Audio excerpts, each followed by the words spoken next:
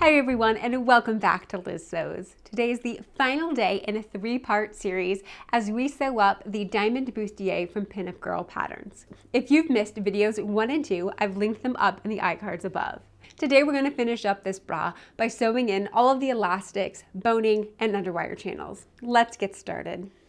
So here we have where we left off last week. All of the fabric is sewn together, but it's still quite soft because it's missing all of the structure. The first step we're going to do today is to put in our underwire channeling. I will say that if you have seen some of my other bra tutorials, today is going to sort of shake up things that I normally do, the order and stuff, and that's because this is the methodology that I've developed with the Diamond Bustier in order to get the cleanest finish on the inside. So, underwire channeling first. We want to take the bra and we want the cup to be on top, and we want to move everything else to the side, right? We only want to be looking at that seam allowance there where the cup attaches to the frame. I don't want any fabric over here. I'm going to take my underwire channeling and I'm going to butt the edge of my underwire channeling up with that seam line that we've done previously. And I'm going to move my needle over about 3 ticks so that I get really close, and I'm going to sew with a straight stitch as close as I can to that edge. So making sure the bra is out of the way, that I'm only dealing with seam allowance, and then moving my needle over. I am going to back tack at the start of this.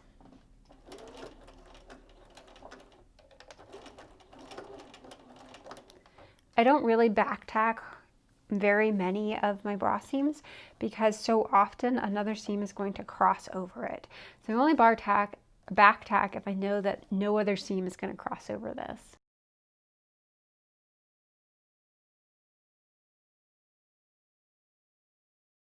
So when I'm sewing to the edge here, I kind of want to stop sewing about 1/4 of an inch to 3/8 of an inch from the edge of the cup. So I'm gonna cut my channeling off, and what I'm gonna get is just like a little bit overhang left, and I'm gonna sew all the way to the end of that.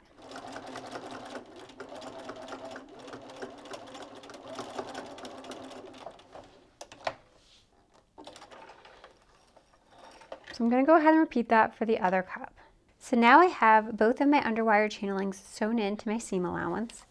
I just want to finish off this upper edge by the bridge, and we're going to do a straight stitch back and forth again just on the seam allowance. And I'm going to do probably like 4 times, so back and forth. Here's what it looks like once you've sort of finished off those edges of the channeling there. So now I'm going to do the first pass of my underband or underarm elastic. So I want to go to the right side of my bra, and I want to lay my elastic with the plush side facing up, so facing towards me, and the straight edge of the elastic with the straight edge of the bra. I'm going to sew with a zigzag stitch as close as I can to the picot edge. And I'm going to do it from the back center here all the way up and around to the strap attachment.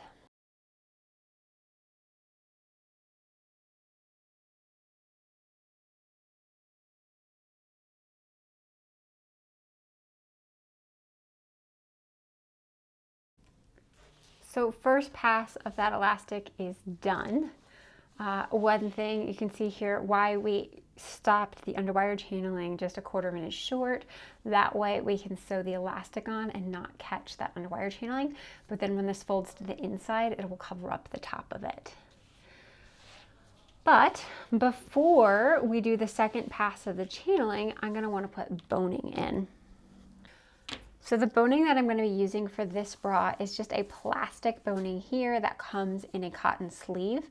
If you don't want to buy this boning here, I do have a video that I will link up in the iCards showing you another method for putting boning in where I use twill tape and cable ties. So I'm going to want to put boning in on the side seam, probably these seams as well, and if you want to, you can put one down this center front. I'm not going to put one down the center front because I don't particularly need one to keep that straight, and it sort of interferes with the underwire channeling, so I think it's just easier to leave it out if you don't need it. So I'm going to cut 4 lengths of this, just roughly eyeing it. You want it to go up to where that seam line is from your first pass of elastic, and then down here you want it to stop maybe 1/4 of an inch from the edge.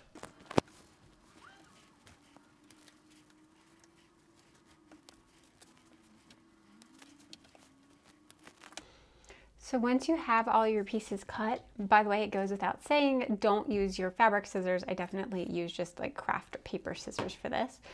I'm going to take all of the plastic boning out of its channel.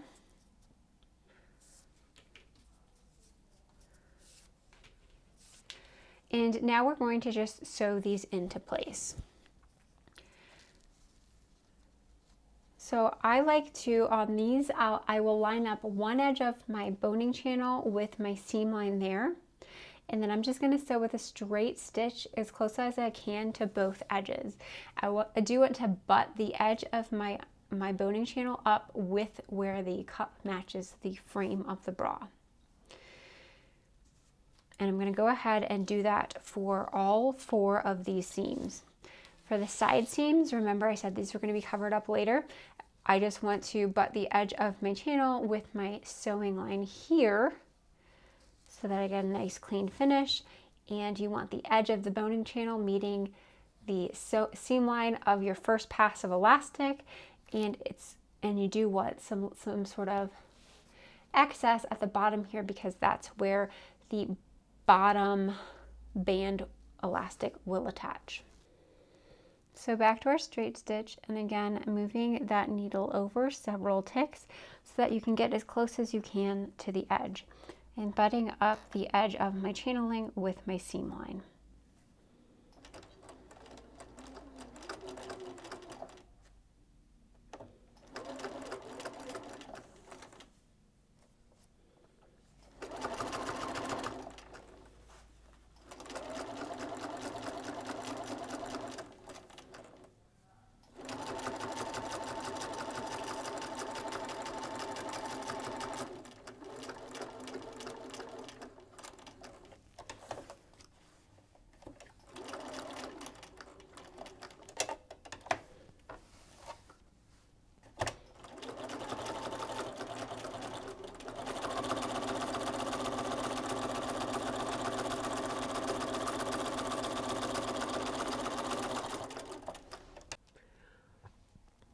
And here's what it looks like with all of those boning channels sewn into place. Now I've made sure to leave the bottoms of each of these open, so when I was sewing, I sewed up, across, and then back down. So before we put our bones in, I'm going to sort of finish off all of these edges. So first up, let's do the underwire channeling. So you want to make sure that the underwire channeling is flipping out onto the bra, or onto the frame, not into the cups. And if you have any sort of like excess seam allowance, you can sort of trim that away if you need to. And we're going to sew with a straight stitch as close as you can to the outer edge of the underwire channeling. It's going to overlap on top of your 2 boning channels on either side of the bridge and come all the way around to the center.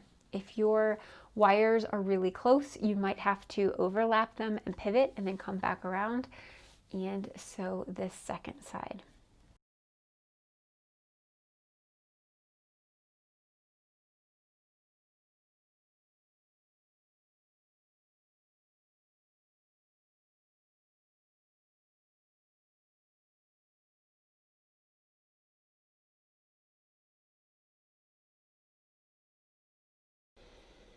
So now that these are in place, we can go ahead and put our underwires in before sewing the top of the underarm elastic.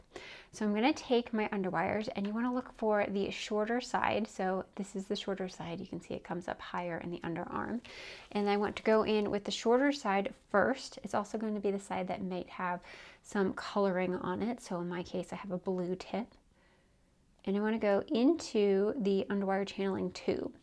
So the actual underwire channeling itself forms a tube that you slide the wire into. And you just want to shove it all the way in. It can get a little tricky towards the end. And for this, you definitely want to shove it in as far as you can go, because when we sew the elastic on top here, you want to make sure that you're not going to sew into your bone or your underwire. So push it in as far as it can go, even stretching it, and then it can sort of relax later. Okay, so now we can sew the second pass of our underarm elastic. So we sewed it the first side to the outside.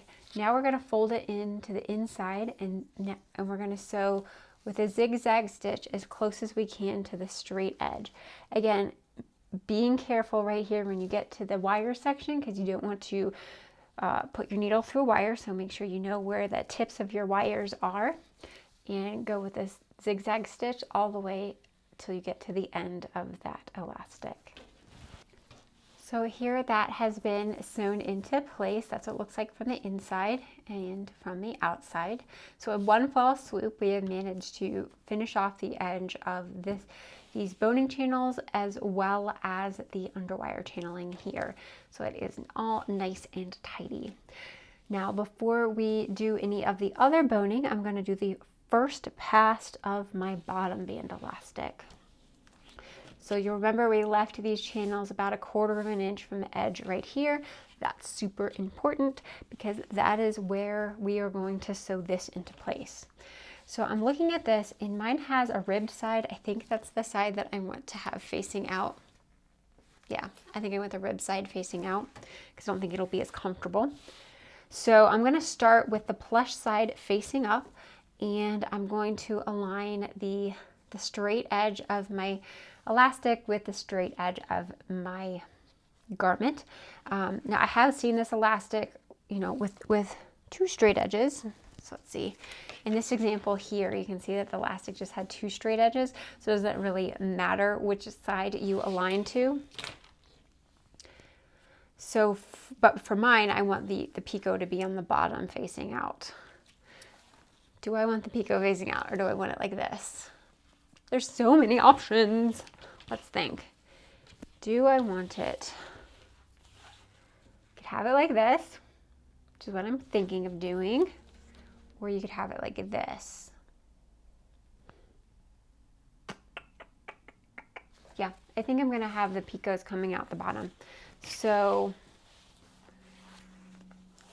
straight edge of my elastic with the straight edge of my bra, and then I'm going to sew it probably as close as I can, 1/4 inch, because I don't want to sew into any of those boning channels on the other side. I want to make sure that I'm sewing in this like little bit of margin that I have left.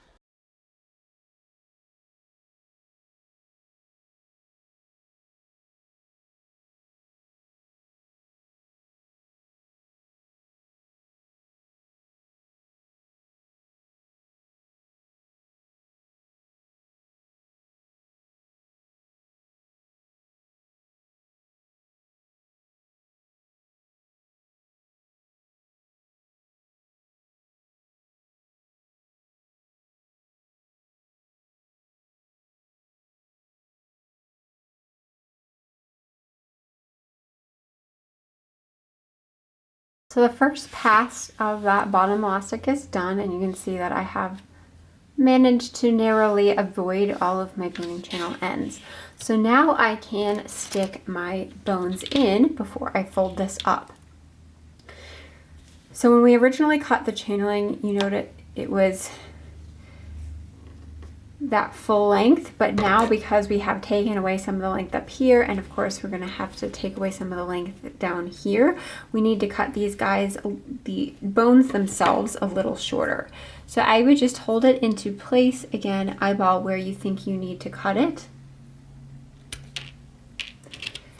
And then on these plastic guys, I do like to just cut off the corners to sort of round it a little bit more.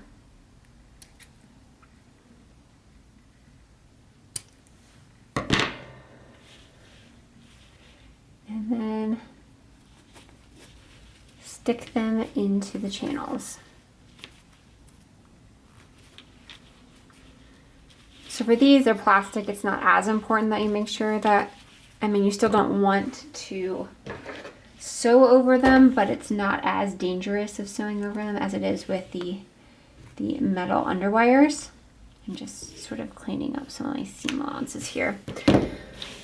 But again, stick it in as far as it can go, because when we do the second pass here, we are going to sew over top of that, and so you don't want to be sewing on the bone itself. So I'm going to go ahead and do that for the rest of these.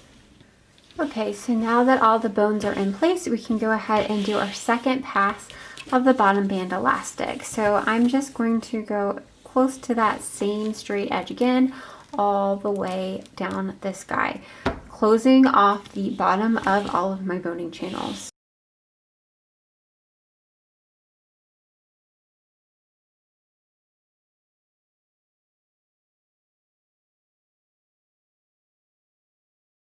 And here's what it looks like with that waistband sewn on, and we of course have all of our bones in place now. So we're really close to finishing up. We just need to do our hook and eye closures, finish this curve, and our straps. So the first thing I'm going to do is finish this curve here, and I'm going to find my fold over elastic. So I'm going to apply the fold over elastic just like we did on the uppercut piece. I want the matte side facing up right now because I want to finish with the shiny side out. And I'm going to baste this into place with a long straight basting stitch, putting the edge of my piece with that middle fold line on the elastic and giving this some tension in here, especially because this is sort of like a curve and arc.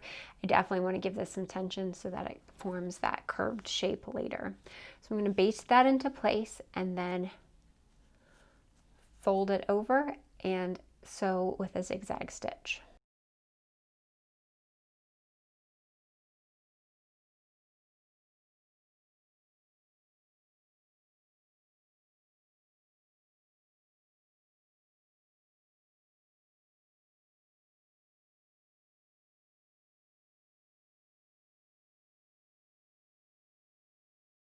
And here's what it looks like once that fold over elastic is applied.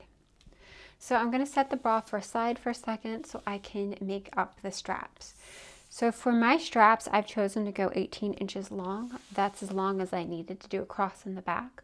But you know, it's always better to cut them a little bit longer and then shorten them down the road if you find that they're too long. But 18 inches worked for me.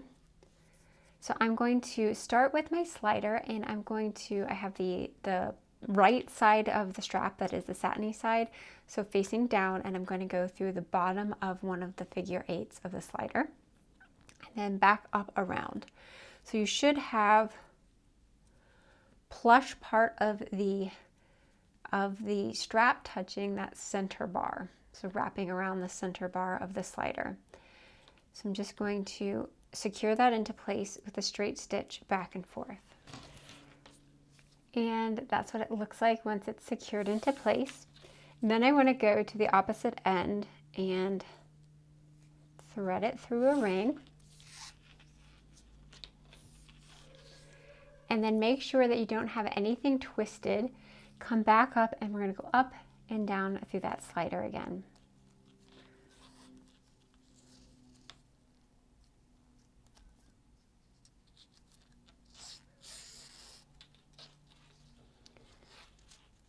Here we have the strap. And then the last thing we're going to do on the strap is attach another ring to the free end.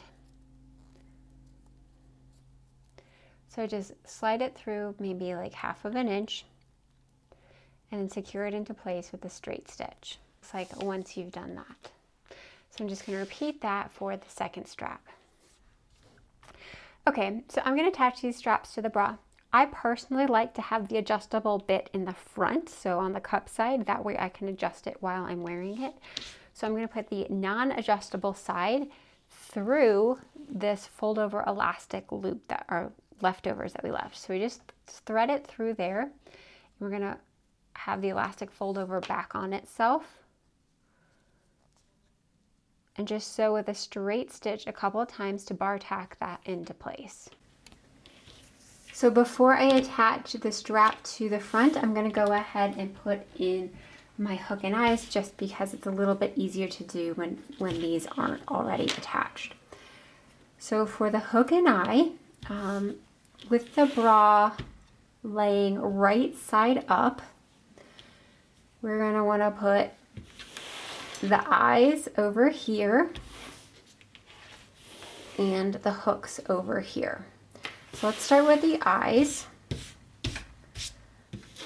So in my eyes, you can see here I have a little envelope, and we're just going to shove the edge of this into that envelope and then secure it with some zigzag stitches. So for the hook end, we're going to do it exactly the same way, except we're going to turn the bra to the inside, and we want the hooks facing up from the inside. So you just shovel it inside that little opening or envelope. And again, we're going to do this with zigzag stitches. So I'm going to switch over my machine to my traditional foot to do this, just because the section that we have to zigzag in is very narrow and it makes it difficult to do with the walking foot. So I got my regular foot on, and I am going to take my needle and go as far over to the right as I possibly can, still doing a zigzag stitch.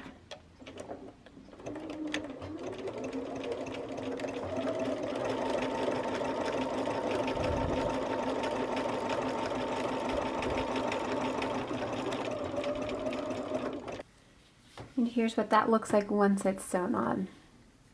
So a lot of people get concerned with this. It's hard to do. I generally only ever get one side of the needle to bite onto the hook and eye itself, and then the other side goes into the elastic. But I haven't had any problems with these being weak or coming off, so I think it's fine. So the last step we have to do is just to attach the strap to the front of the cup. So these have to be crossed in the back. If you don't cross them in the back, you don't have sufficient enough tension along the wires. So you need to have that horizontal tension behind where the wires sit. So you cross the straps, make sure everything is straight and not tangled, and then you're going to want to take this cup, the upper cup strap extension, thread it through your ring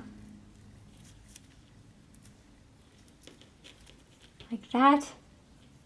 You're going to fold this down and then bar tack that into place with a straight stitch, and your bra's done. This concludes the final day of the Pinup Girls Diamond Bustier tutorial. I hope you guys have enjoyed this instruction, and let me see what you've made with your projects by tagging me on Instagram at Liz_sews or #LizSews. I can't wait to see what you've made. Take care.